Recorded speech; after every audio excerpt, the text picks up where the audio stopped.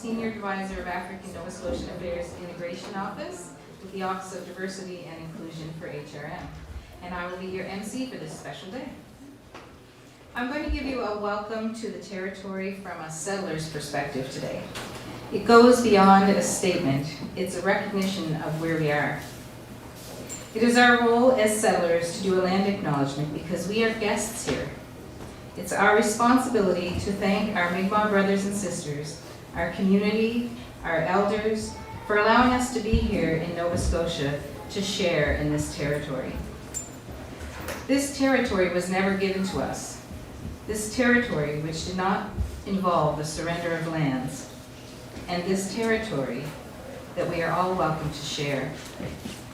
So as a settler, I acknowledge that we are here today in Mi'kma'ki, the ancestral and historical lands of the Mi'kmaq people. And as a settler, I have a role and responsibility around truth and reconciliation, and that we are responsible for these lands. It's about commitment because peace and friendship treaties apply to all parties involved, Indigenous and settlers alike. I would also like to affirm today that African Nova Scotians are a distinct founding people in our community who have contributed to and have been a key part of Nova Scotian culture and history for over 400 years. The historical stronghold of our ancestors' fortitude provides the backdrop on which we often lean. Our ancestors' labor, heartache, rich culture, traditions, and unwavering strength created the foundation upon which we stand. We ask our ancestors into this space today to lead us and to guide us. At this time, I would like to invite Dr. Reverend Mutali to say a prayer.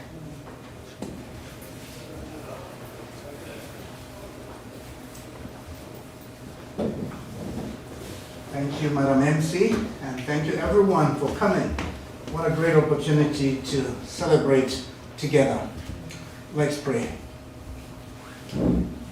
Eternal God, creator of all humanity, we gather today to give thanks for the great legacy of our ancestors and to celebrate the accomplishments that have given us the opportunities of our time. And in doing so, we thank you that we can continue to lift every voice and sing till heaven and earth ring with the sounds of liberty and freedom and opportunity for all. And so we thank you for a very special project that has afforded us the opportunity to come together as we unveil this important portrait. We pray that we will learn the lessons from the work of giants in the past so that there may be new giants to emerge in our day and time. Help us to treasure those institutions that underpin both our survival and our capacity to move forward.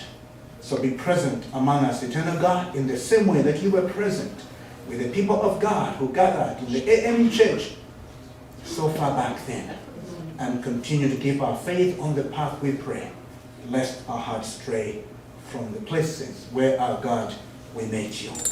Lead us, we ask you, for your honor and for the strength of our common humanity. Amen. Amen.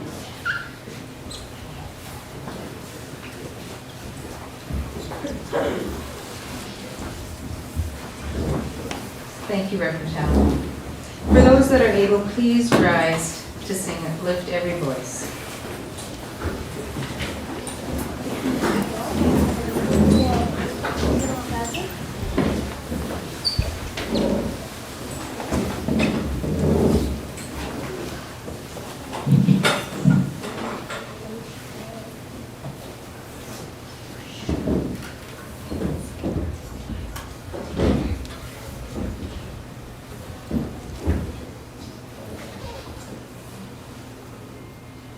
Feel free to sing along with me if you'd like. Really grateful to be able to share this song this morning to commemorate this art installation at the AMEZ Church.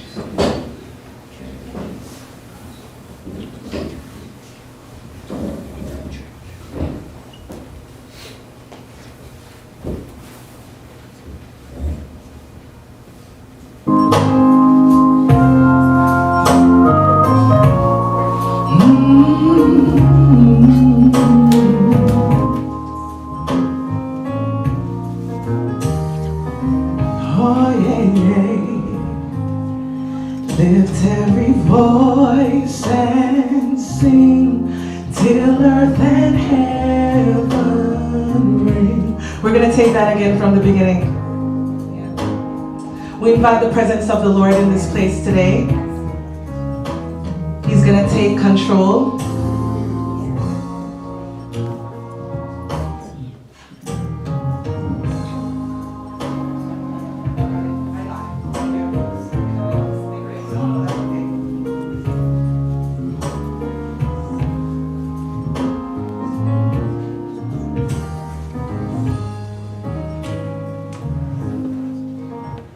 Are you guys ready for the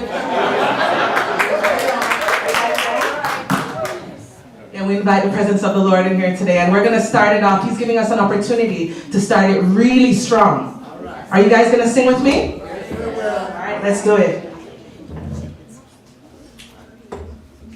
Oh, bless the Lord. Oh, hey, hey, hey, hey. Can I get hallelujah?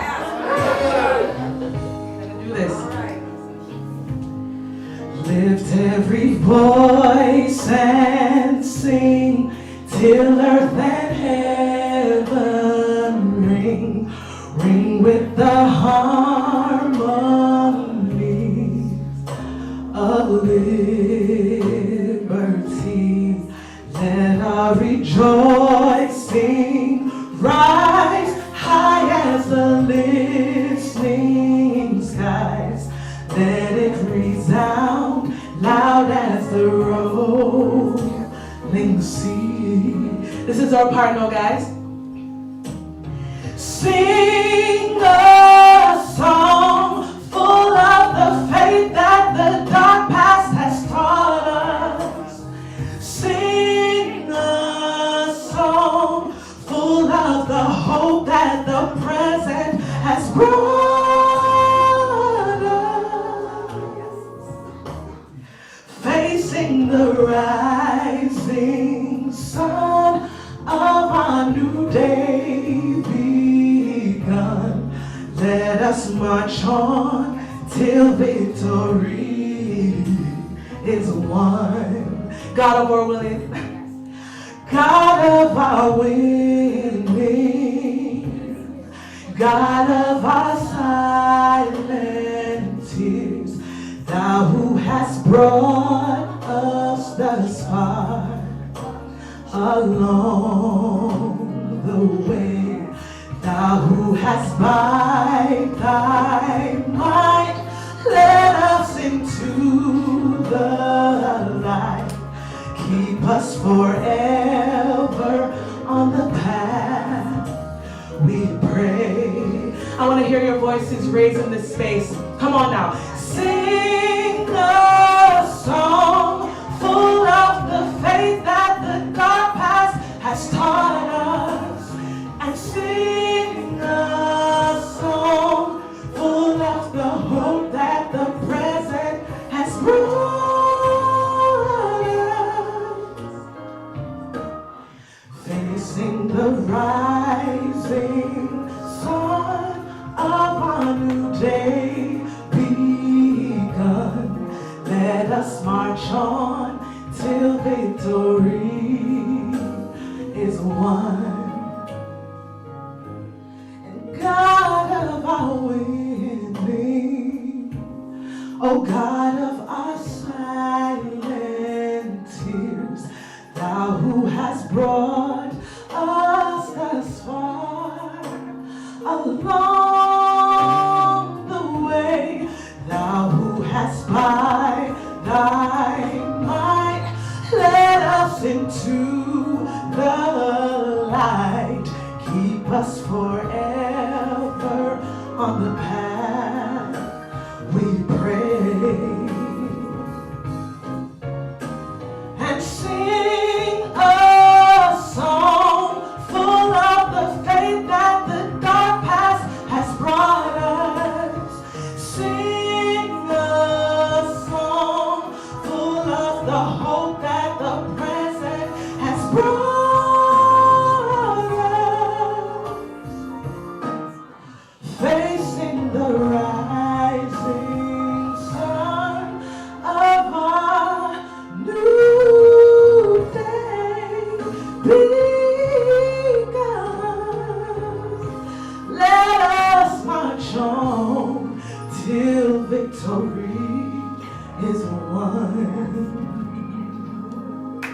Hallelujah.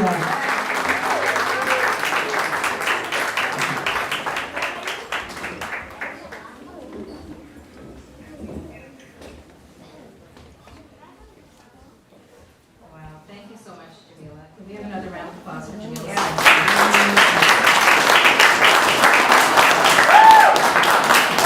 We're going to be hearing from Jamila a little bit later in the program, but that was an incredibly beautiful rendition.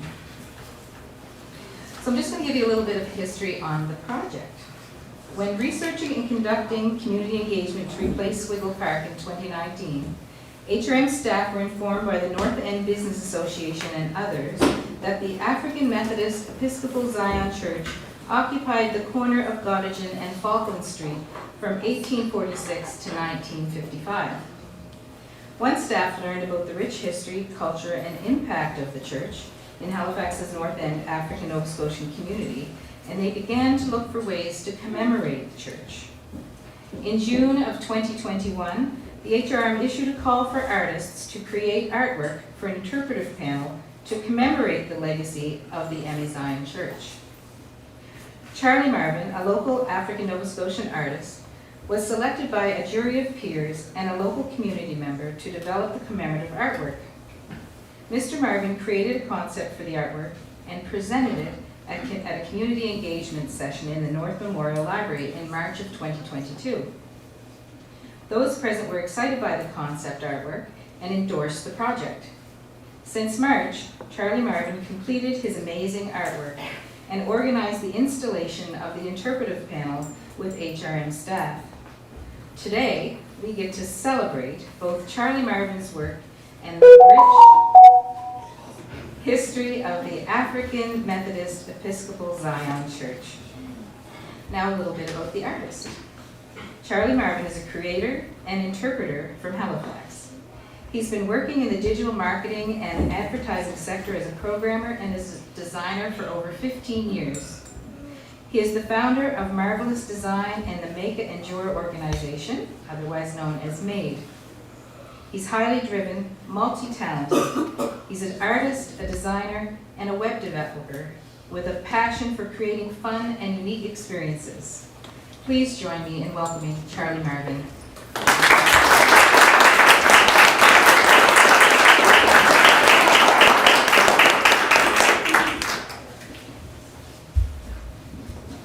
How's everybody doing today? That's it? Sound pretty sad. How's everybody doing today? That's a little better.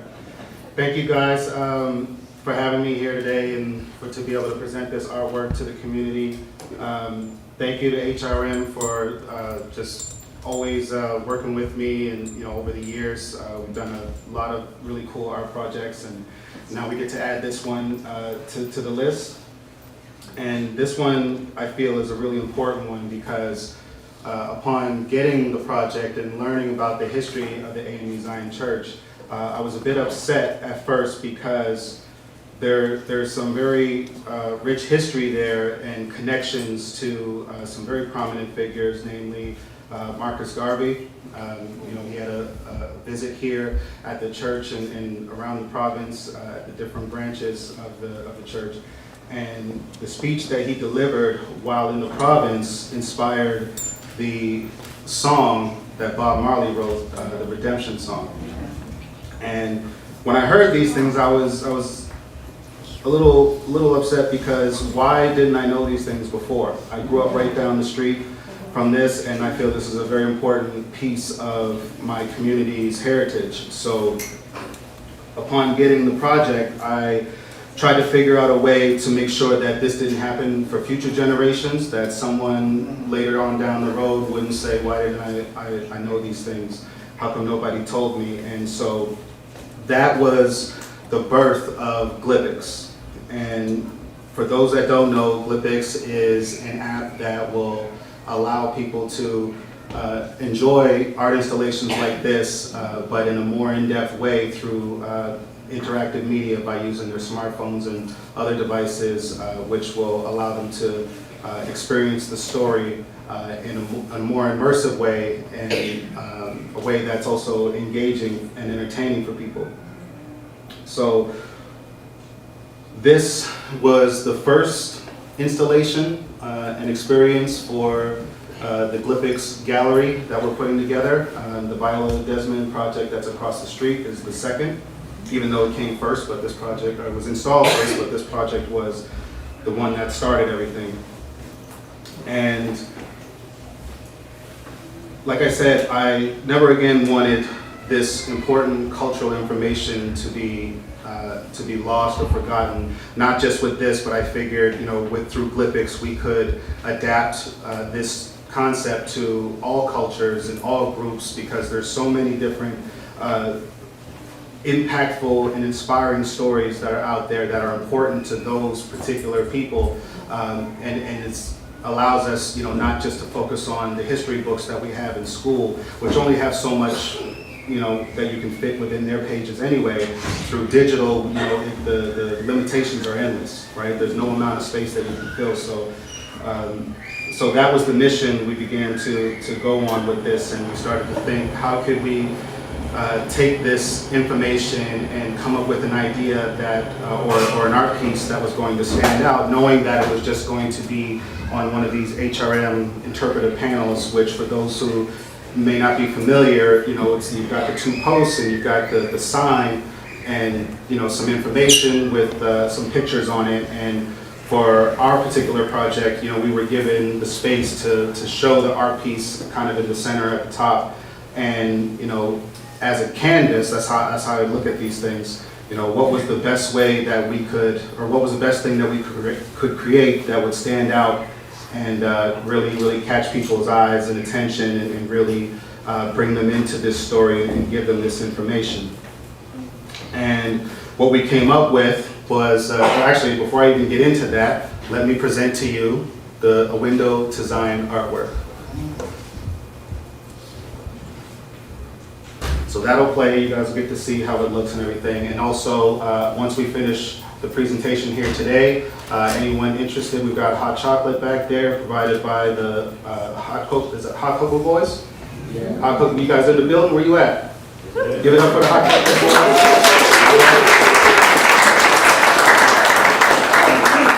All right, love to see, the community doing this thing, young folks. So we're going to take a walk down with our hot cocoa, and we'll take a look at the artwork in person. So we got the drinks to keep us warm and everything on the trip. And so we came up with this design to showcase the prominent figures that were significant to the history of the church. Right, we've got the founder of the church. We've got Reverend Anna Hunter.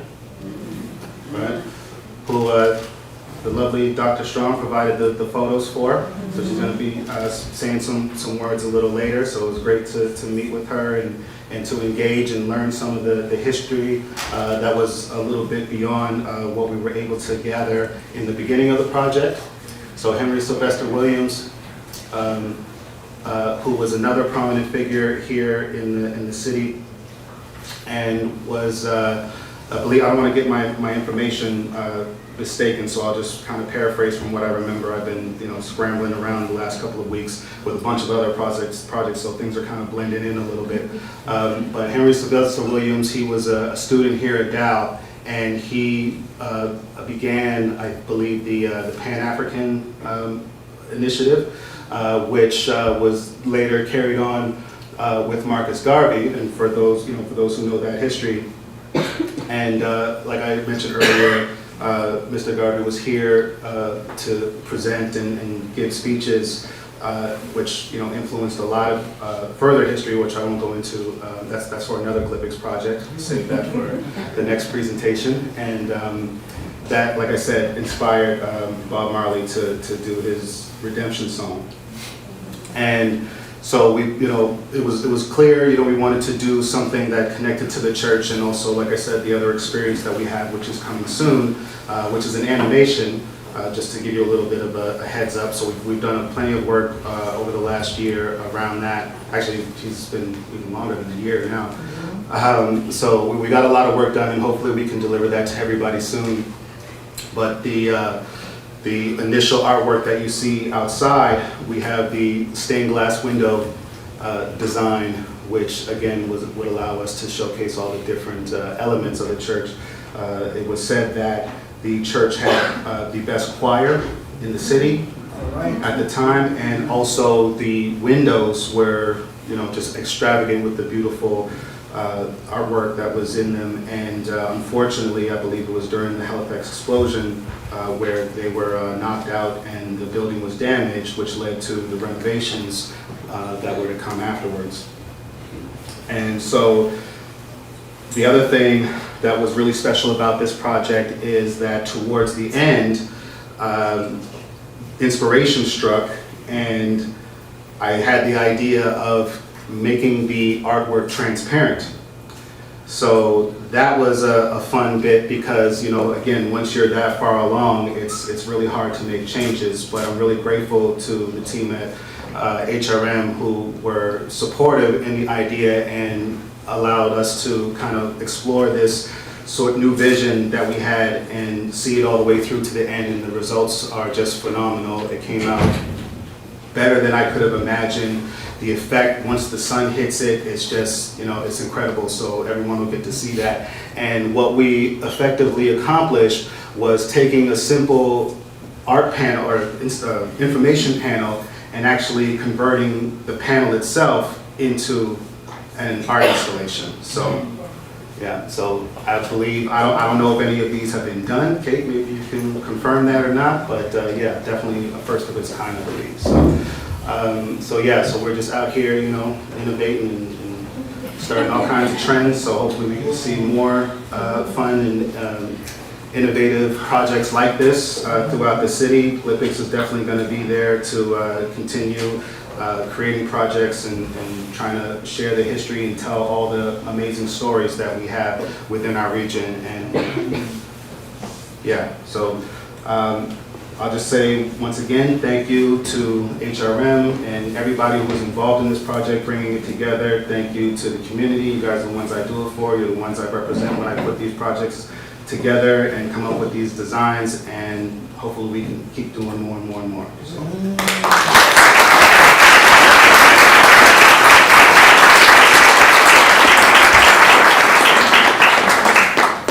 Thank you so much, Charlie.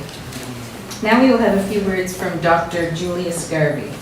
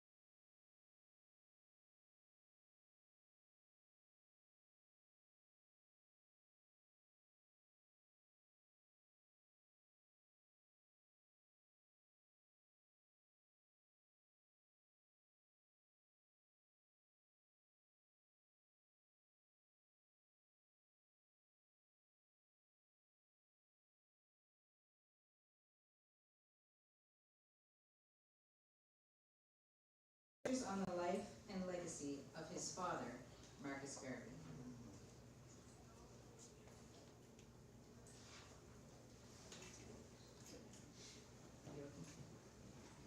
Stand by.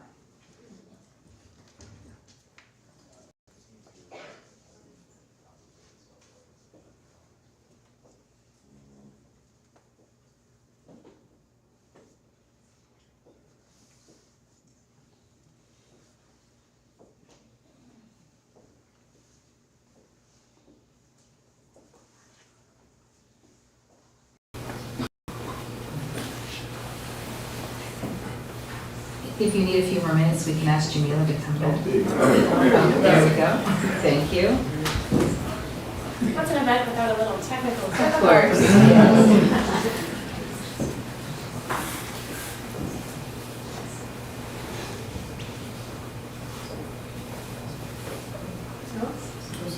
Right.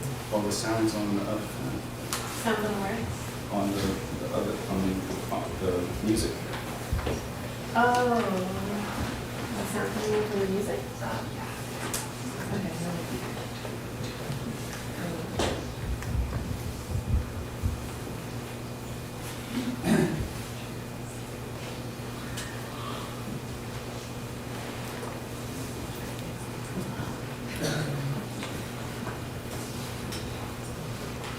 Follow along at home on your computers and.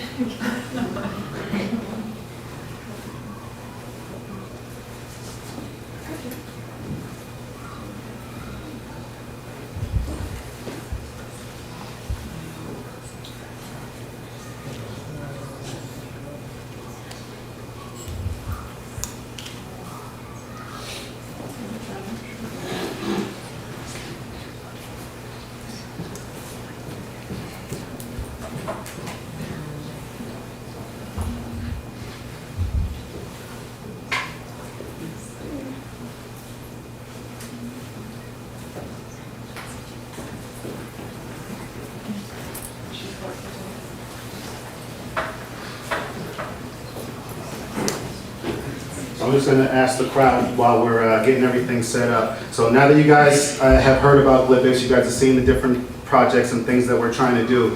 Can anybody, just show of hands, put your hand up. Anybody think of like any other figures or stories that you think would be a good idea for us to showcase?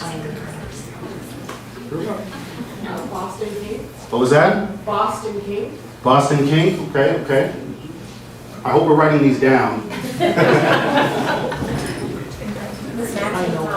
Maxine Times? Okay, who else? Well, Quachahoe started on Barrington Street, right? Yeah. Oh, so there should be something on Barrington Street that denotes where Quachahoe's at. Okay, Foster House, okay.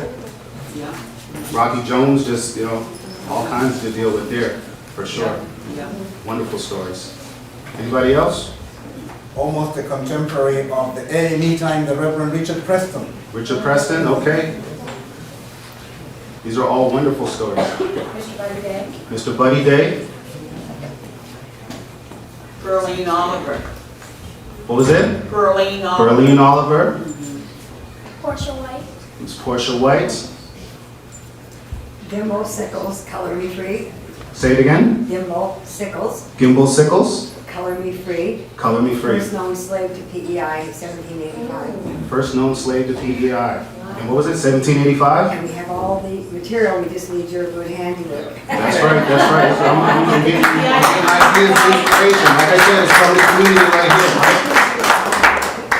here. Are we ready? Okay, thank you. Hi everyone, my name is Kate Moon. I work for HRM and I've been helping out with the project. So this is a technical workaround. There's not speakers on the projector. I'm gonna see if you can hear at the back, if I play it through my computer, and then this mic picks it up. Yeah. But it might sound weird at first, so I might have to restart it.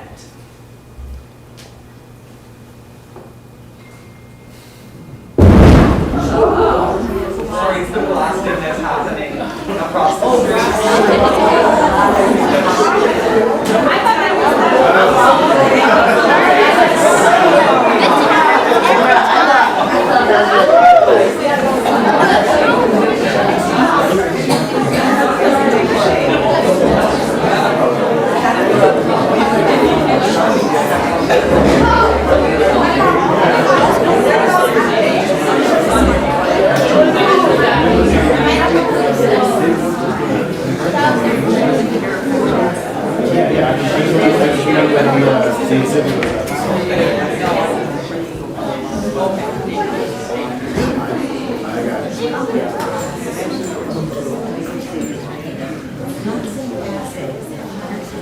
Oh yeah, 100%. Always.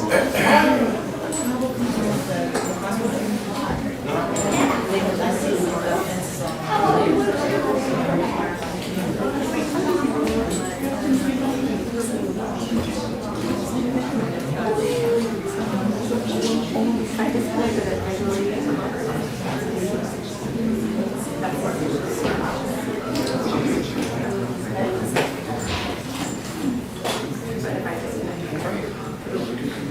Try the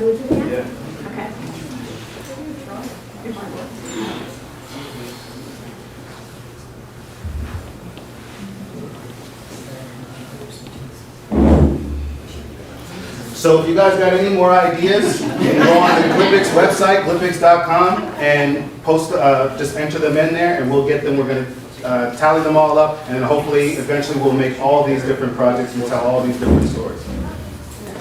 Marvin, that project that you did on the commons, we need to talk more about that. I think we do too. I really do. Yeah. We need to talk more. What, I just, The concrete legacy. yeah. Because we don't talk about that. Every block has a garden. That's like the pre-Glipix project, because that's kind of technically where it started. Yeah. That's okay.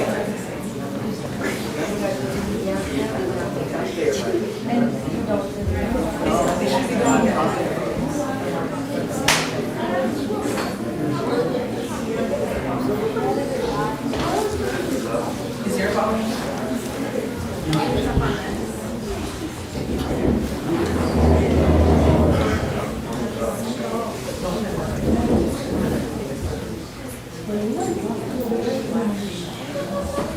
Okay, it seems like everybody gets on just trying to do, I'm just starting it from this and just, we'll all huddle around my computer. Hopefully you can hear me. Well, let's just, I mean, we have some beautiful words. We're not going to see him speak. Here he is. We've been visually seeing him speak. Keep that in your mind. Can you turn on the closed caption? Oh, that's an interesting Turn on the idea. CC? Yeah, the CC. Yeah, and maybe just hold the microphone to the computer. Well, the computer isn't, it's like connected to something, so it's not playing the sound from my computer. So that's why I think I'm disconnect it from here, so we're going to hear it instead of see it. Oh, it's not coming through. Would you prefer to read closed captionings or hear it? Facebook. Facebook, everyone log in.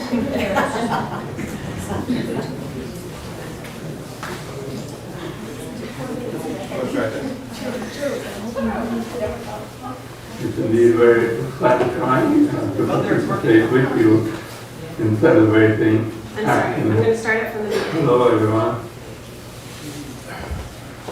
I want to say that the kids are so patient today.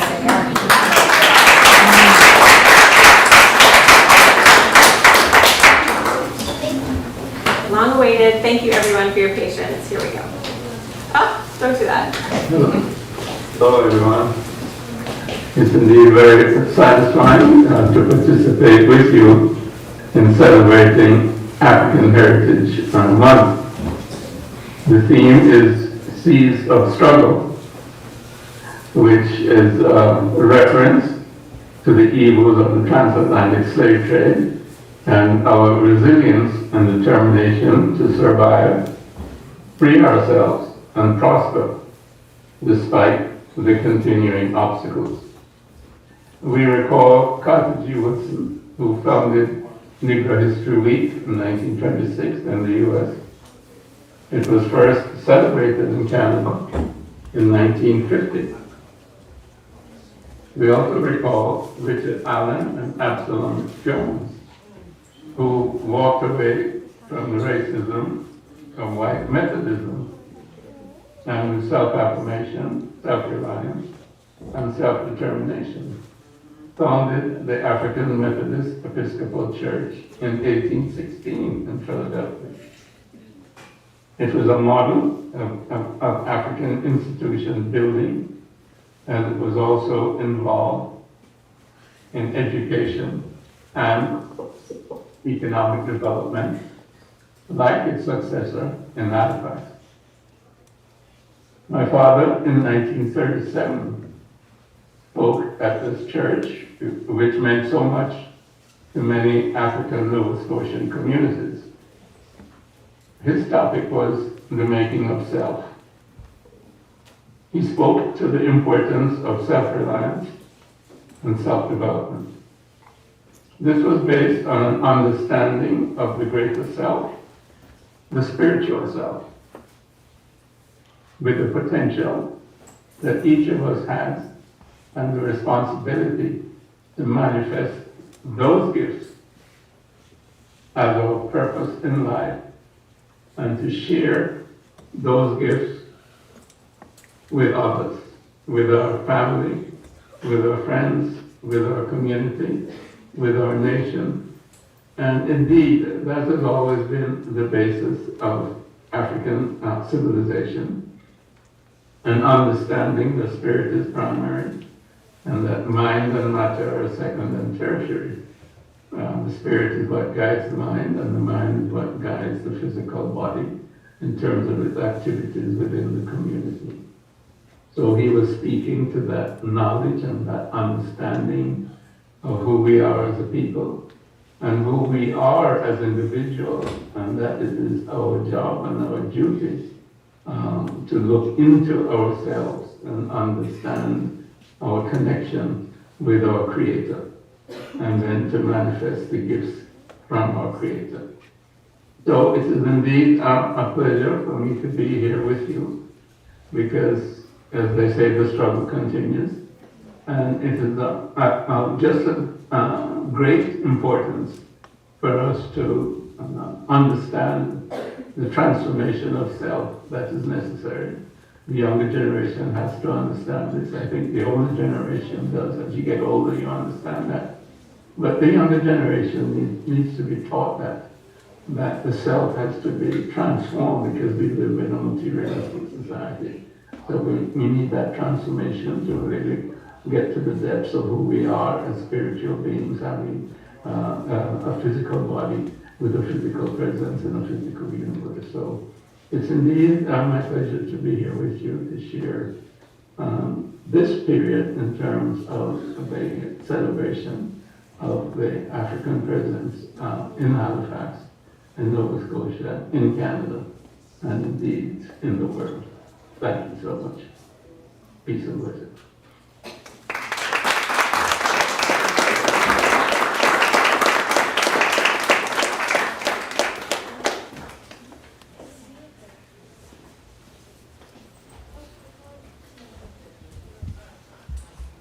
Thank you, and thank you all for your patience during that technical difficulty moment. We're going to welcome Jamila back for a few moments to sing Simple Sympathy. Jamila is a singer, songwriter residing in Halifax, Nova Scotia, inspired by her deep love for music and her talent for singing. She has been the beacon of reggae music in Atlantic Canada, and her sound captures the electrifying and energy of authentic roots reggae music, interlaced with soul, jazz, and R&B. Jamila has a decade of reggae industry experience, and also with the same amazing support of her musical team, she is poised and prepared to stand in the center of every stage. Jamila is passionate about matters of social equity and tries her best to use her art as an instrument of advocacy for those systemically oppressed and marginalized. She believes that a brighter future is possible through community, inclusion, and support for the arts. Please join me again in welcoming Jamila.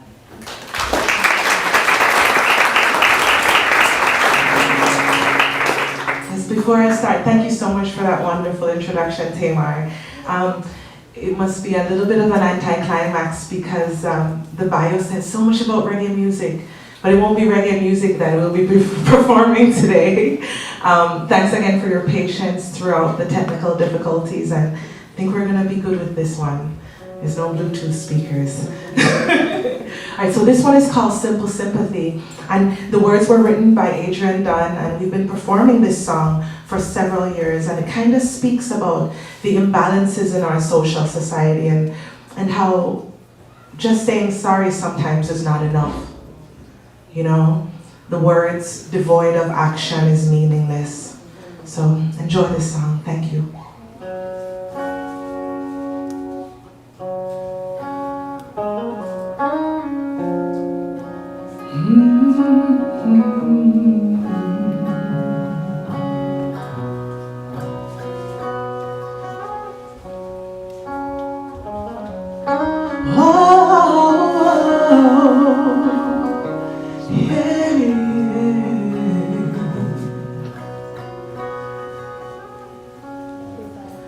Breathless as you turn your cheek to look the other way.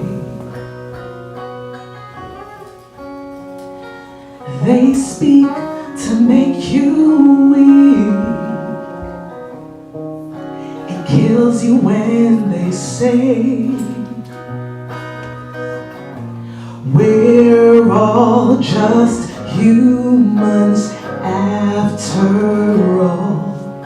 The strength they give with fragile skin will weaponize their words, but call them out from their sacred space where no one can get hurt.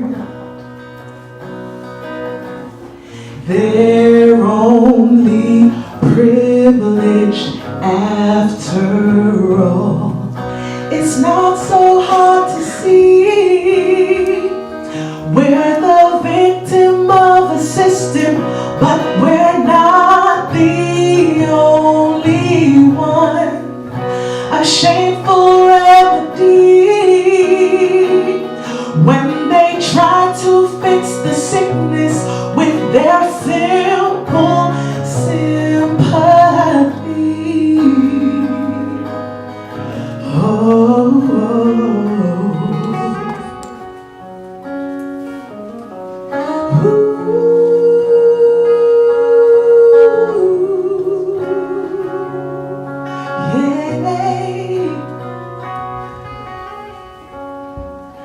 The white knight in his shining grace,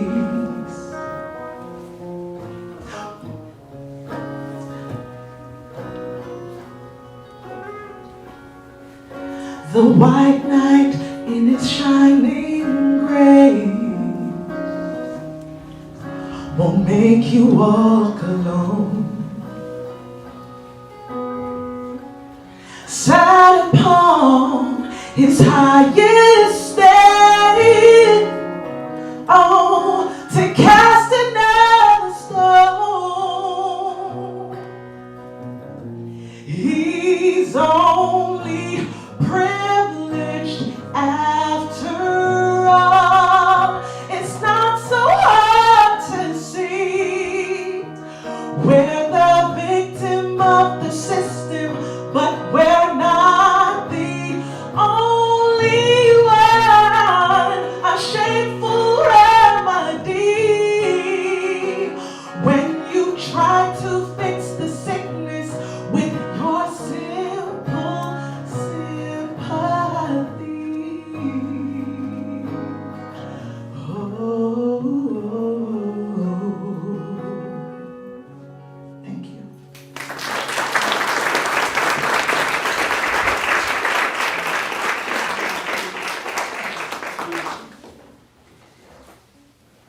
That was beautiful. Thank you so much, Jamila. So now we're going to start the panel discussion portion of the event. Moderating today will be Devin Paris, who is the Outreach and Research Coordinator for the African Nova Scotian Affairs Integration Office, who was instrumental in obtaining the background information for the church. And he will be joined by our panelists today, Darlene Strong, Craig Smith, and Dr. Reverend Elias Mutali. Excuse me. Darlene Strong grew up in northern Nova Scotia. After pursuing a rewarding career in nursing for 26 years, in 1999, Darlene returned to her first love of painting while completing a PhD in education, administration, and counseling. Darlene incorporates art into her professional counseling practice, and as Nova Scotian multidisciplinary smart artist, continues to hone her passion for the arts acquired at a very early age. In addition to being a published author and artist, musician, and singer from the African Nova Scotian community, Darlene understands that painting is one of the oldest forms of art, and her preferred medium is acrylic on canvas. Much of her work reflects everyday genres, reflecting rural settings with a personal touch of warmth, expression, and country charm. Strong is the founder of the Cumberland County Black Artisan Society and the Cumberland County School of the Arts. Darlene is the recipient of numerous awards and accomplishments. She was a 3-time nominee for the Portia White Prize and Masterwork Award, and has authored several publications, traveling exhibits, and resources for school materials, libraries, museums, and the general public. Sergeant Craig Smith, he is a member of the Order of Merit, is a Halifax, Nova Scotia-based writer, author, historian, and a sergeant with the RCMP. Craig grew up in Central Halifax and started his full-time working career here in the North Branch Library, where he worked for a total of 12 years. Craig is also a former director of the Community Y. Craig was a former president of the Black Cultural Society of Nova Scotia and has written extensively on African Canadian history and achievement, several of which have been adopted into the Nova Scotia school curriculum. Some of the audience may know his contributions to Soul on Ice, the colored hockey league of the Maritimes. Craig is the winner of a Harry Jerome Award, recipient of the Queen Elizabeth II Diamond Jubilee Medal in 2012, a Dr. Burnley Jones Nova Scotia Human Rights Award in 2014, and the Police Order of Merit in 2015, as well as the Queen Jubilee II Platinum Jubilee Medal in 2022. Presently, Craig is in the process of moving into a new position with the RCMP, which will see him leading a 4-person unit that is responsible for delivering African Canadian Experience Workshop, which was developed out of a course he had created across the country. Craig is married and the father of 4 daughters and 1 granddaughter. Our third panelist, Reverend Dr. Elias Mutali, is a native of Zambia in South Central Africa. He came to Canada as an international student in 1988. And Reverend Mutali pastored 3 churches over 15 years and then served 10 years as regional minister with the African United Baptist Association of Nova Scotia. Since 2013, together with his wife Sheena, they have been serving as missionaries with Missions Canada. In the missionary capacity, they have been developing the Cultural Connections portfolio in Metro Halifax and teaching pastoral leadership skills in Zambia. Reverend Mutali was honored to preach the farewell service for former Lieutenant Governor of Nova Scotia, the Honorable Maya-Ann E. Francis, in March of 2013. He's currently serving as pastor at Timberley and South End Baptist churches. He and his wife, Sheena, have raised 4 children and are happy grandparents of 3. Please welcome our panel.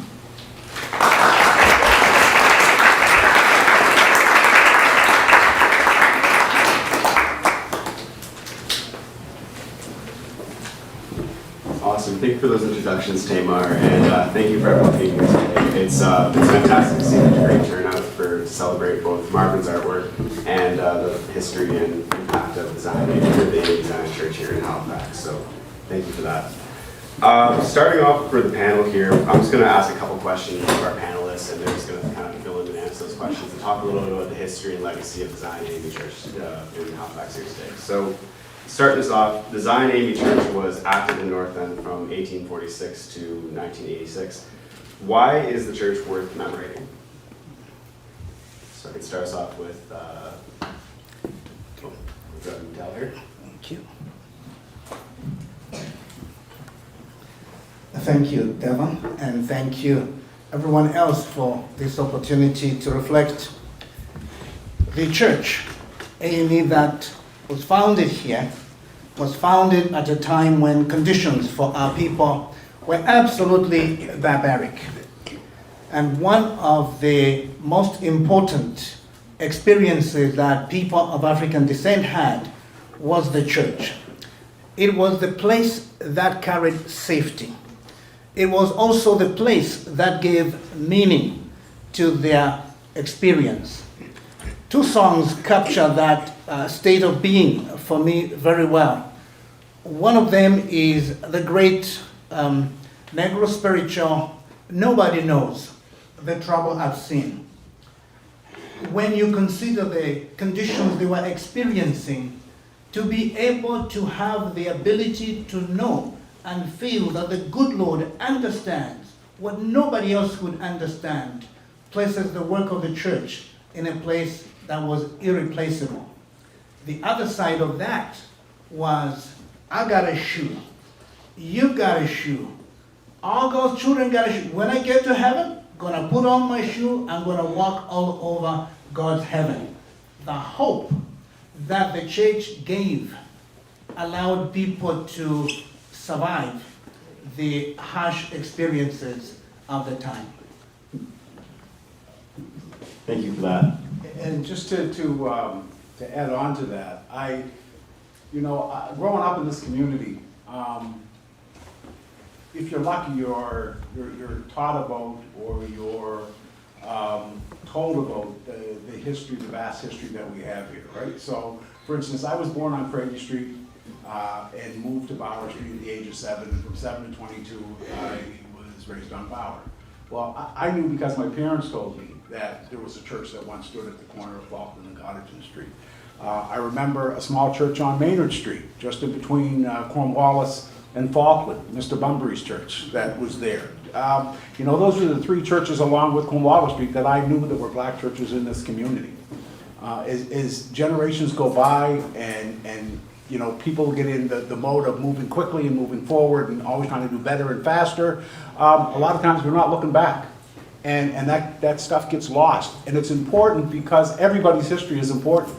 And so when we go through life not knowing about those contributions that have been made, or folks just driving by and not recognize the fact there used to be a church there. There used to be a thriving black church there.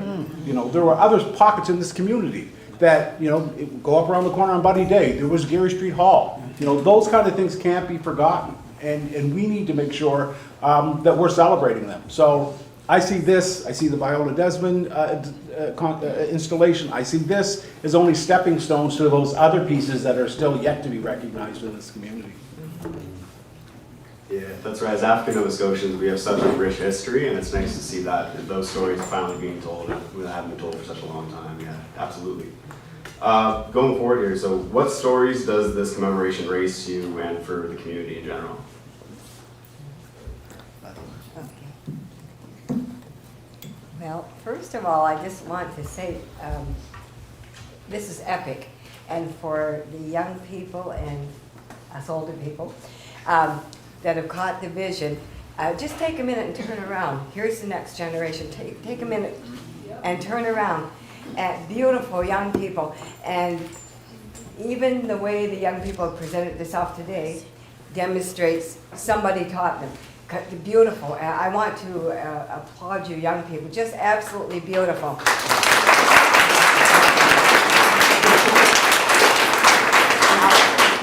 I'm a senior citizen, and if you could ask me the question again. Yeah, absolutely. So what stories does this commemoration raise in mind for you? Well, I'll tell you, this is the life and breath of my life in particular, because the last pastor that you see here, Reverend Anna Hunter, we grew up in the sister church in Amherst under Reverend Anna Lee Hunter's direction.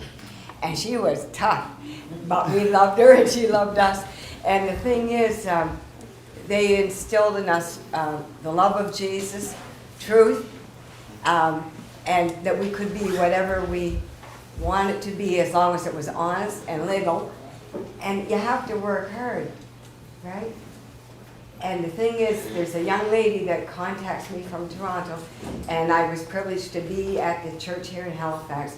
I believe it was 1978, if I'm correct, when she was christened by Reverend Hunter. So there are pictures if anybody wants to see, because they always say the proof's in the pudding, right? And so this young lady, she was in my arms, and the mother and father were there, and Reverend Hunter. So I tell you, when I look around today and see that somebody caught enough vision to say, no, we need to pass on this history to the next generation, and generations to follow. God bless you.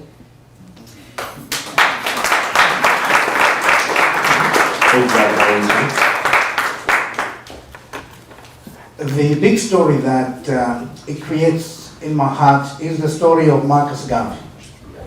I think that he is such a pivotal figure in the history of the entire population of Africans worldwide. When you consider the struggle all the way from Jamaica to North America to England and to Africa, Marcus Garvey had influence even in the independence movements that began to sweep across Africa, and the 1940s into the 1980s, that heavy phase of independence movements were heavily influenced by Marcus Garvey. And he's very important in my head because he was a true Pan-Africanist.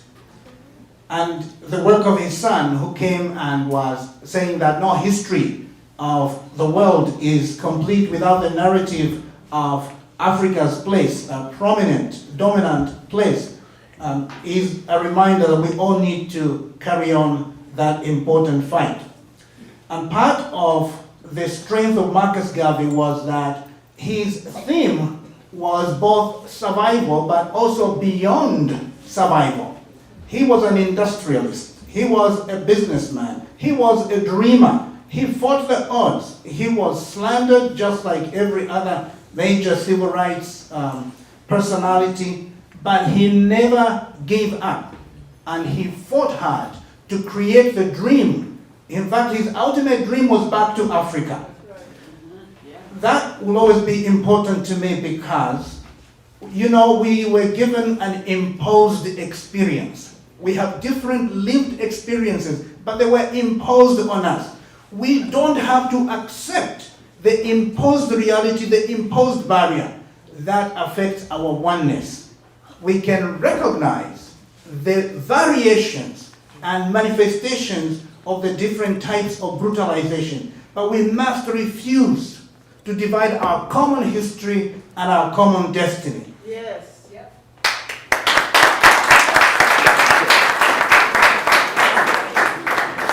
Thank you, Dr. Littell. So, building off on that, what is the legacy of the AME Zion Church in Halifax, and what significance does it hold for African Nova Scotian communities today? Well, I think religion as a whole within the African Nova Scotian community plays such a vital role. It was our faith that has sustained us. It was the, it was the opportunity for us to come together and to feel safe in gathering and to being able to praise the Lord and being able to support one another. To think that, realistically, if we look back on history and we hadn't had the exodus to Sierra Leone by almost half of the black loyalists that were here, would we still not have a thriving AME church here to rival the Baptist religion that we have here, right? I mean, because of the fact that there were a lot that followed Moses Wilkerson and Boston King. But our resilience is wrapped up in our faith. And so they're one and the same for me. And the legacy of the AME Church is the legacy of the history of black people in Nova Scotia and black people in Canada. And so you can't separate one from the other. And so when we look at today and we look at a celebration like this, we're celebrating the best of who we are and a portion of what has sustained us and got us to where we are today. No, go ahead. It just came to mind that growing up, like we'll speak for this church plus the sister church in Amherst, we got to go to church. We didn't have to go, we wanted to go because it was a place for social, for learning, for education. And as young people, it's good for the young people even here today to know there's places downtown we weren't, let's say, welcomed. It was unspoken. We weren't allowed, there were places we weren't allowed to go as people of African Nova Scotian descent. So you always could go to the church because it was either a church dinner or a supper or a sing-song or a choir. And as I said, where I am today, that's where the roots started, in the house of God. And to both of my esteemed colleagues' points, the rise of the New Horizons Baptist Church, which was back then Cornwallis Street Baptist Church, in 1832, is in the same time frame that the AME Church is being founded.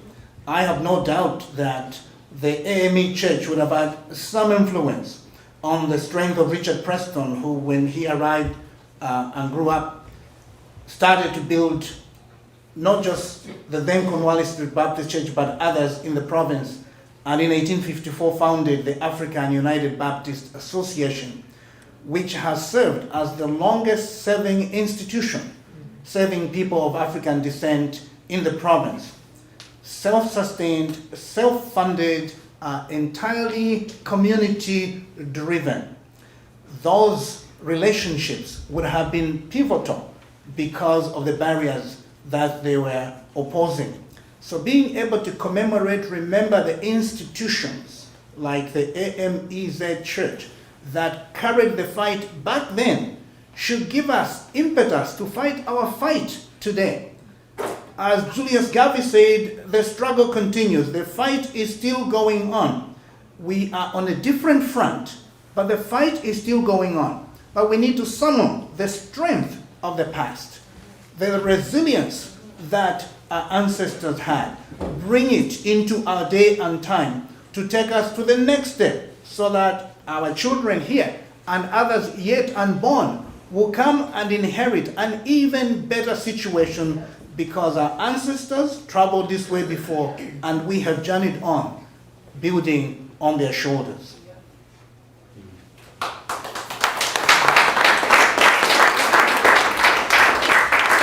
The connection between spirituality, resilience, and self-sufficiency are important threads in our history and are important threads with us going forward. So thank you all for that.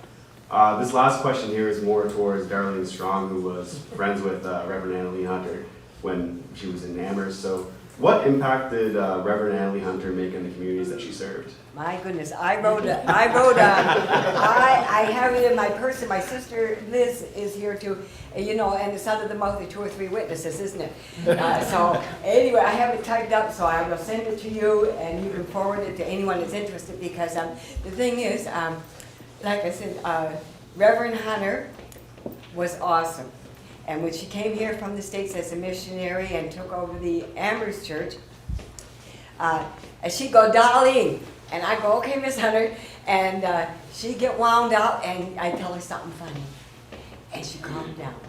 And then we get back on to work. But I served like as a pianist, the secretary, the janitor, you name it, under Reverend Hunter. But they taught us how to work and how to respect people. But for Reverend Hunter to come from the States, and she wasn't young, I can tell you, if you do read her obituary, when she came, she was up there.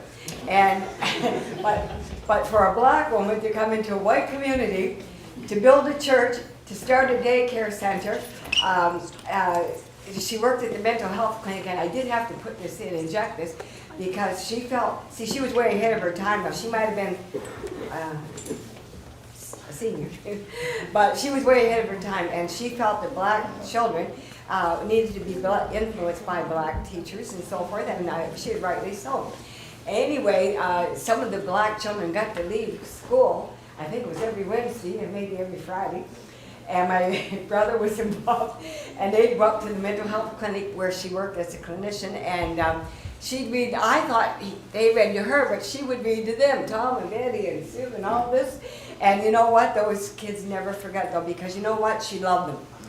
Loved them. And I'll tell you, love will cover some situations that we've gone through that have been tough. Now for me, I've been very fortunate to get under the radar. You know what I'm saying? But with Reverend Hunter's help and her guidance to all of us young people, you just look back, and for her, what I wanted to say was, even when she started to come here and saw a need to rework the church, that lady would get on the train on Friday and travel by train, winter, summer, you name it, and come have church, and then travel back home, and then go to her job. Now, how many of us could do that, or even be interested in doing that? But you know what? She had a heart for Halifax.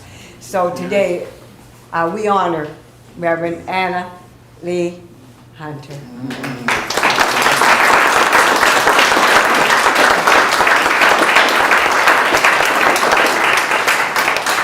Absolutely. She sounds like a phenomenal woman. So Yes. we're really happy to be here to honor her legacy. So thank you very much for our panelists for being here today and taking your time to come speak here. And let's give it up one more time for our panelists.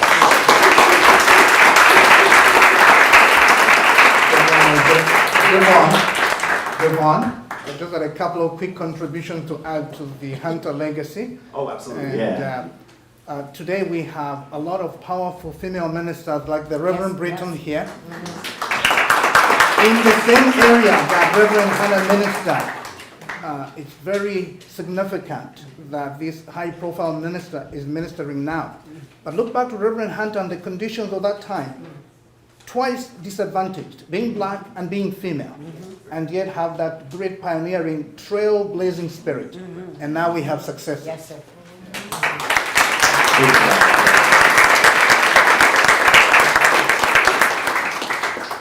Well, one more time for our panelists.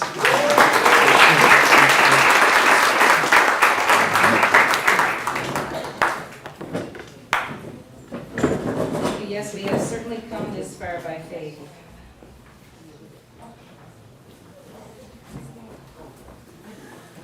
So many of you have probably heard of Hope Blooms. I think it was mentioned a little bit earlier. But Hope Blooms engages youth in the high needs community of North End Halifax to become change agents through innovative cultural and culinary programs. Working together, the community builds organic food systems for everyone's benefit. And with its programs based on experiential learning, this entrepreneurship creates an impact that is inspiring and supportive and mobilizes positive change in the North End community. Today, Hope Blooms have blessed us with hot chocolate for folks to enjoy, and hopefully people will take a little trip down with us to the site of the art installation.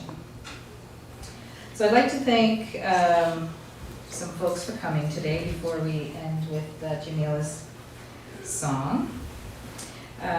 We'd like to thank Charlie Marvin, Darlene Strong, Craig Smith, Reverend Mutali, Dr. Julius Garvey, Jamila Smith, the Halifax North Memorial Public Library, community members, students, the folks that collaborated on this event, HRM staff, and our moderator, Devin Paris.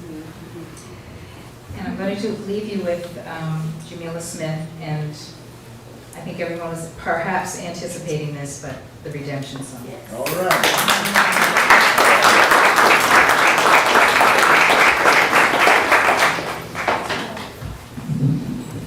Thanks again, Tamar, and to all the organizers.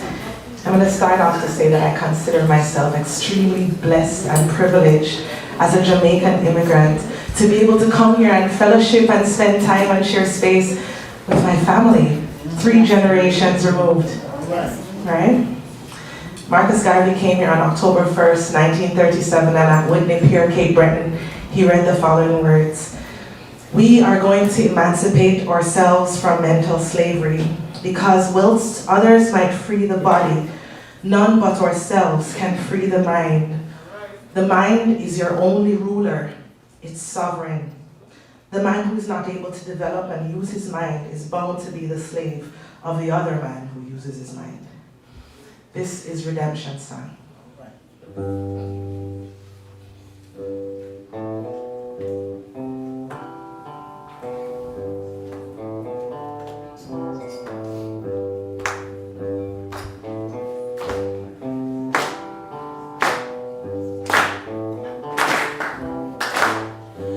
Old pirates, yes, they're abide, sold I to the merchant ships. Minutes after they took I from the bottomless pit, but my hand was made strong by the hand of the Almighty. We all live in this generation triumphantly. Won't you help me sing these songs of freedom? 'Cause all I ever had, redemption songs, redemption songs. Now emancipate yourself from mental slavery. None but ourselves can free our minds. Have no fear for atomic energy. Cause none of them cannot stop the time. How long shall they kill our prophets while we stand aside and look? Ooh, they say it's just a part of it. We have got to fulfill the book. Won't you help me sing these songs of freedom? 'Cause all I ever had are my redemption songs.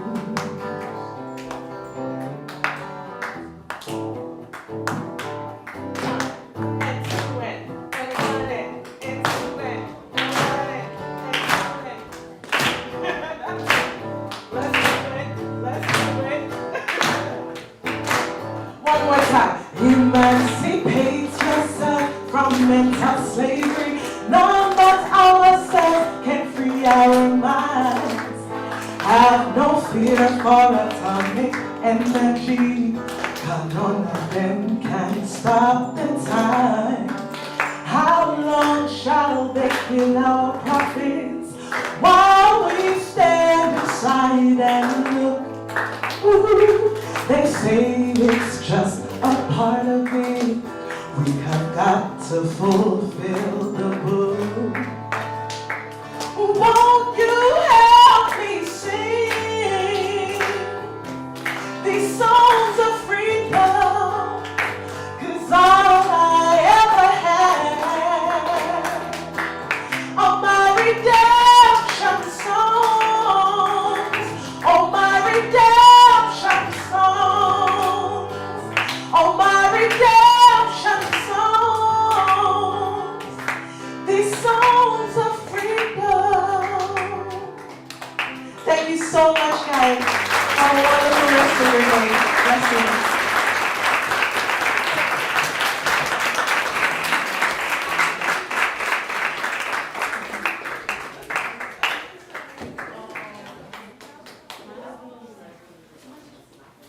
Awesome, so that concludes our ceremony here today.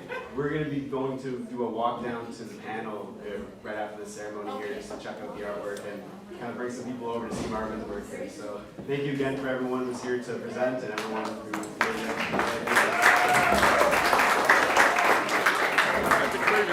here.